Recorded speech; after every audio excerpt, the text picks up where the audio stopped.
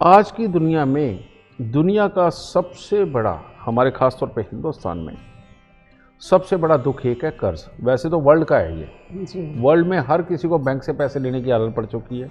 हमारे इंडिया में जिनको बैंक से नहीं मिलते वो पड़ोसी और रिश्तेदारों से लेते हैं, यार दोस्तों से लेते हैं। ठीक है, तो ये कर्ज बहुत बड़ी समस्या बन गया है। लेकिन कर्ज होता क्यों है? कर्ज तब होता है जब आपके ग्रह आपको सपोर्ट ना कर रहे हो, जब आपके ग्रह आपको वो अकल ना दे रहे हो जिससे कि आप अपना काम धंधा करके एक समृद्धि कमा सकें, तो कर्ज तो तभी बनना है। तो अल्टीमेटली अगर इसकी हम जड़ देखें तो सबसे पहले जड़ इस चीज़ पे आके रुकती है कि क्या आपकी अकल वहाँ तक सोच के इस कर्ज को पाट सकती है। तो यानी कि पहला काम तो हमें अपनी अकल पे करना है, और अकल ग्रहों के नसीब से बनती है। जी। ठीक है।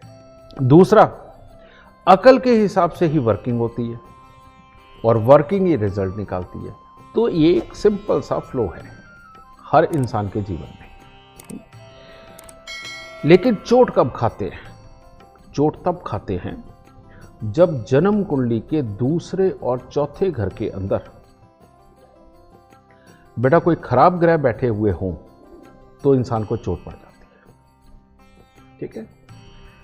लेकिन ये जो आज मैं आप सबको बताऊंगा इसमें थोड़ी सी टेक्निकलिटी है, थोड़ा सा आपको टेक्निकल होना पड़ेगा, और जो मैं समझाऊंगा बहुत गौर से समझ के अगर उसी प्रकार आप इंप्लीमेंट करते हैं तो मेरा वादा है कि आपके जीवन में बहुत बड़ी खुशहाली आएगी। जी। समझ गए? इतना मैं आप सबसे वादा करता हूं। दूसरे और चौथे घर के अंदर अगर बुरे ग्रह बैठे हुए हों तो बेटा आदमी की बुद्धि काम नहीं करती, काम खराब होते, पैसा नहीं आता। अब अगर हम वैदिक ज्योतिष में जाए तो गुरु जो है वो तो सब जानते हैं, जो बड़े बड़े गुरु हैं, लेकिन नए पढ़े हुए बच्चे बहुत हैं। उनको एक ही बात पता है कि छठा घर कर्जे का घर है। अब वहां ग्रह ना बैठा हो तो परेशान हो जाते हैं, और वहां बैठा हो तो परेशान हो जाते हैं। अपने हिसाब से तोल के उसको शुभ और अशुभ मान लेते हैं, तो वो छठे घर के ऊपर काम करते रहते हैं। ये दूसरी बहुत बड़ी गलती है। ग्रह छठे घर के अंदर जब बैठता है, अगर वो खराब हो तो बेटा कर्जा मिलता ही नहीं, तो कर्जा होएगा ही नहीं। जी। अच्छा, जितना अच्छा ग्रह छठे घर में बैठेगा उतना कर्ज बड़ा होता है। लेकिन चलो मान लीजिए कर्जा हो गया किसी भी वजह से, दूसरे चौथे या छठे घर की वजह से हो गया, क्योंकि कर्जा तो दूसरा चौथा और छठा घर ही देगा। उतारता कौन है? कर्जे को उतारने के लिए आठवें घर के अंदर ग्रह होना बहुत जरूरी है। कर्जा उतारने के लिए जहां से अचानक पैसा आए, अचानक काम का पैसा आए, ज्यादा पैसा आए, वही तो कर्जा उतारेगा, और कौन उतारेगा? समझ गए? ये मैं खास तौर पे लाल किताब वालों को समझा रहा हूं कि अगर कर्जा उतारने का सोचना है तो ये अप्लाई करना पड़ेगा। जी। ठीक है, ये उससे बहुत कुछ मिलेगा। ठीक है। दूसरा, चौथे घर में, चौथा घर अगर खाली है तो बहुत शुभ, लेकिन अगर उसमें ग्रह बैठे तो उसको जांचिए कि कौन सा ग्रह शुभ है और कौन सा अशुभ है। अगर चौथे घर के अंदर शुभ ग्रह बैठा हुआ है तो बहुत अच्छा, और अगर अशुभ बैठा है तो धनतेरस से उसका दान करना शुरू करना है, उसकी वस्तुओं का। फोन करके आप पूछ सकते हैं उस ग्रह से संबंधित कौन सी वस्तुएं जो आप दान कर सकते हैं। ठीक है, ये दो चीज। अब यहां से शुरू करना है हमने कि अगर दूसरा घर खाली है तो जो भी आपकी जन्म कुंडली के अंदर ग्रह शुभ निकल के आ रहा है, जो ग्रह शुभ निकल के आ रहा है, आप उसकी वस्तुएं हमारे यहां कॉल सेंटर से पता करिए, वो लेकर के आप उनकी एक पोटली बनाइए। ठीक है, या अगर उसमें कोई धातु निकलती है तो वो धातु के बर्तन में उस चीज को भर के आप घर के उत्तर पश्चिम के अंदर उसे रख छोड़ते हैं। कितना आसान है, बहुत। जी।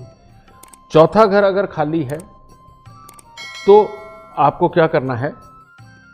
जन्म कुंडली के अंदर जांच करनी है कि आपके कौन कौन से ग्रह शुभ हैं।